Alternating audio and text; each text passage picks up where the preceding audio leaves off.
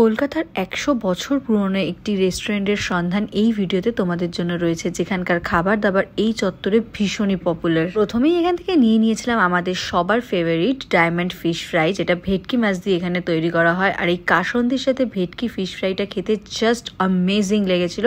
মাছটা ভীষণই ফ্রেশ ছিল। এরপরেই এখান থেকে নিয়েছিলাম ফিশ কবিরাজি। এই ফিশ কবিরাজিটা খেতেও কিন্তু আমার ভীষণ ভালো লেগেছে।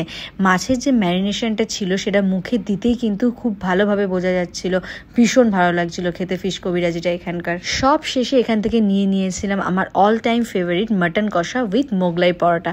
এখানকার মাটন কষাটা সত্যি আমার ভীষণ ভালো লেগেছিল। 4 পিস মাটন কষার দাম পড়েছিল ১৬০ টাকা। মাটনটা ভীষণ সফট ছিল, টেস্ট ওয়াইজ এটা অ্যামেজিং লেগেছে, আমার ভীষণ ভালো লেগেছে। আর মোগলাই পরোটাটাও বেশ ভালো ছিল। মোগলাই পরোটার দাম পড়েছিল মাত্র ১০০ টাকা। এখানকার প্রতিটা খাবারের কোয়ালিটি, টেস্ট আমার দুটোই ভীষণ ভালো লেগেছে। গড়িয়াহাটে শপিং করতে গেলে তোমরা একবার হলেও এখানে খেয়ে এসো।